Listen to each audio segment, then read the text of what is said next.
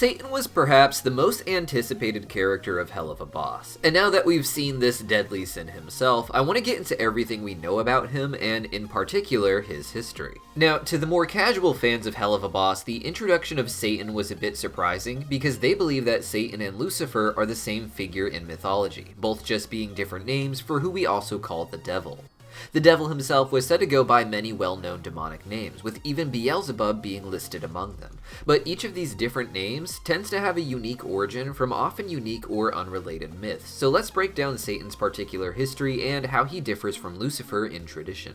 In the Helluverse, Lucifer is the only demonic name used to refer to a fallen angel, with all of the other demons being natural to hell, not just the lower level species, but also the other royals like the deadly sins such as Satan. When Lucifer was banished to hell by heaven, he would be made its king, with his particular territory being the Pride Ring, the uppermost layer of hell. Satan, meanwhile, would take over the second ring of hell, just below Pride, the area we today call the Wrath Ring. Now, despite being the sin of wrath, Satan is presented as rather envious of Lucifer, and at the courthouse for the 7 deadly sins in the Ars Goetia, he claims that he ruled hell long before the golden angel fell, this being a reference, of course, to Lucifer. Asmodeus and Beelzebub roll their eyes when they hear this, however, indicating that he isn't quite telling the truth, something VivziePop confirmed on Twitter with a tweet. Whether hell existed before Lucifer gave the fruit of forbidden knowledge to Eve, I can't quite say, but there's more evidence in the episodes that suggests at the very least that it's been long established in the general population's mind that Lucifer is the closest thing to a god in hell, not Satan.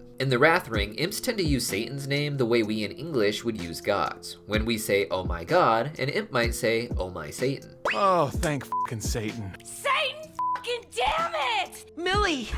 Oh, Satan! Other species, particularly sinners, are known to say, oh Lucifer, however, and apparently even Satan himself does this. What in Lucifer's hell is this? Oh my Lucifer! What are they doing? This gives the impression that even in Satan's mind, he knows that Lucifer is the real king of hell and always has been. After lying about how Satan was ruling hell before Lucifer's fall, Satan also claims that he created the imps, specifically to be obedient. This is likely another lie, or at least an exaggeration, as if he could have created the perfect slave from magic, they likely wouldn't be able to rebel to the extreme that Blitz has. Instead, my theory has always been that Satan and the other sins have helped guide the evolution of the smaller native species, turning them from sentient animals to sapient humanoids, but building off of existing evolutionary responses to their environments, just like animals on Earth. These multiple lies are important because Satan in the New Testament is called the father of lies by Jesus, with lies being described as Satan's native language. The way Satan gets around this, I think, is using half-truths, by using the ambiguity and symbolism of certain words or terms and phrases to give bigger implications than are actually true. He says he created the imps, and he seems to want them to think of that in a cosmic sense, but he could be telling the truth in that he guided their evolution, making it a technical truth, but one he words in a certain way to make himself seem like some ultimate god. While most of the sins seem to be more interested in running their own ring, Satan seems to have an interest in the court proceedings, despite trying to shut them down early. While he gives the excuse of not wanting to sit through hours of testimony, that's just for others to join his side.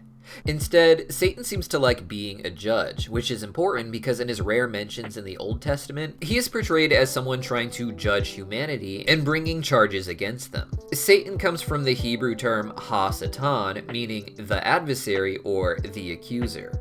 In his smaller roles in the Old Testament, Satan was presented as a judge who often accuses humans and the people of Israel in particular of failing to live up to God's divineness. God will often defend those that Satan accuses of not being proper, but will still allow Satan to interfere with the humans and lead them into sin.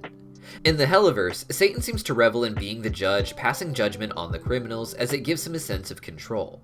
With Lucifer leaving in particular, it allows Satan to act as if his decisions matter, making sure every one that he makes affects the life of a living entity. This courthouse is technically for all of the royals, but it's built largely around Satan and his large size, and I wouldn't be surprised if he has a hands-on role in judging demons for their crimes, even on very low levels that have nothing to do with the Ars Goetia or 7 deadly sins. This would play into the more modern ideas we have of Satan as the ruler of hell, a place of torment where we are given specific punishments or torture future because of our sins here on Earth. In the Helluverse, he just passed judgment for crimes committed after getting to Hell, and while Hell does seem lawless at times, there are clearly laws that can lead to Satan deciding you need to be executed live on TV for all of Hell to see. And we even see in other rings that there is a thriving prison system. I think when it comes to Satan in particular, he has tried to set up a system where people are more likely to sin, if you will, with a sin in his eye being a crime against the royals and elites.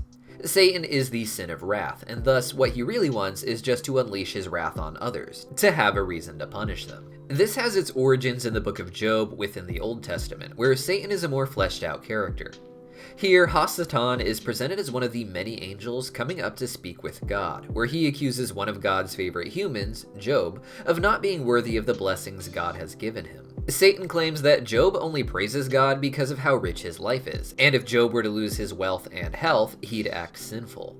God allows Satan to test this, knowing that even if Job will feel rejected by God at some point, he will eventually return to worshiping him properly. What Satan has done in the Helluverse is created a system where only the elites get by, and everyone else is forced to fight for the scraps that remain to try and survive from one generation to the next. It's a machine that suits the goals of the royals while keeping the natives in line, even though it makes it impossible to get by without breaking the law. For the imps of wrath, the only real options in life seem to be working on farms to produce food for the rest of Hell, or else doing violent work such as fighting in wars and assassin jobs. The imps of wrath seem largely incapable of understanding how to create their own system, and instead have learned to love war and think of it fondly.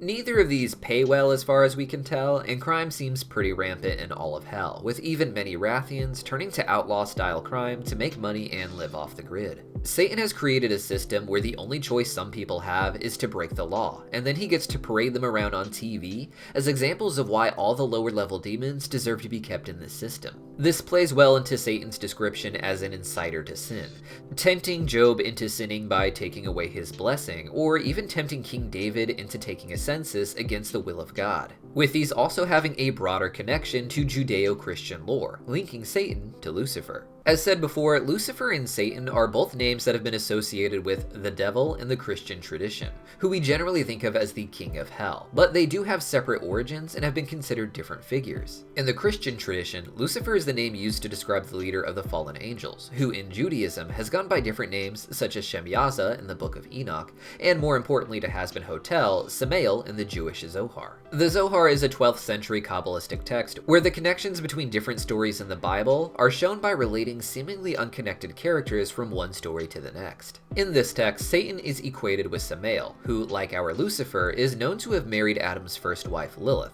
In the Zohar, Samael is also said to have ridden the serpent into Eden, similar to how Lucifer himself turns into a serpent in order to get into Eden to give the forbidden fruit of knowledge to Eve. Here, Satan is referred to as an inciter, someone who tempts people to sin in order to catch them doing it. This is because the serpent, or Lucifer in the Kabbalistic tradition, is seen as purposely tempting humans with knowledge that they are not ready for, knowing that it would cause them to sin.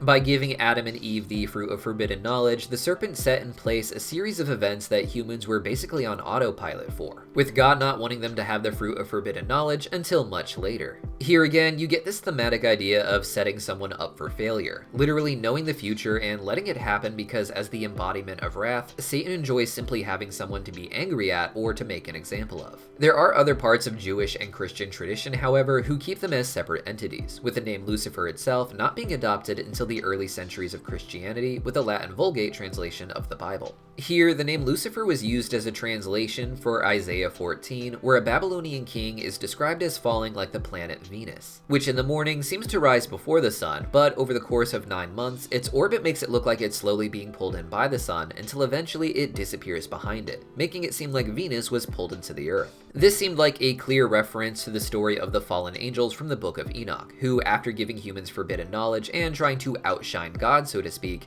end up being pulled into a pit within the earth. Even in the New Testament, however, Satan is given a similar story to Lucifer or this fallen angel figure from the Book of Enoch. These fallen angels from the Book of Enoch are known as the Watchers or the Sons of God, with the Sons of God also being used as a term to describe Satan in the Book of Job. After being described as one of the Sons of God in the Old Testament, the New Testament continues that idea by describing Satan as a dragon in the sky in ancient times, who rebels against God and takes 1/3 of his angels down to the earth with him, where he is thrown into a pit, like the Watchers from the Book of Enoch and Lucifer in Hazbin Hotel. There are threads of Judaism that hold Satan as separate from the Sons of God, however, or at least separate from their leader, with Satan appearing separately in some texts from the leader of the fallen angels and acting as a more divine yet still adversarial figure to the humans. Because of that, Satan and Lucifer are also treated as separate entities in facets of Christian tradition, leading to them being presented as separate princes ruling hell under different sins in the Peter Binsfield classification of demons. But for more information on the intricacies of what separates Lucifer and Satan, consider checking out a video I made breaking down the deeper inspirations of Hazbin Hotel and Helluva. And if you really like deep dive lore videos, consider becoming a member on our channel. Early access members get to see our big deep dive lore videos part by part before we release them to the public. So if you're interested in that, consider signing up.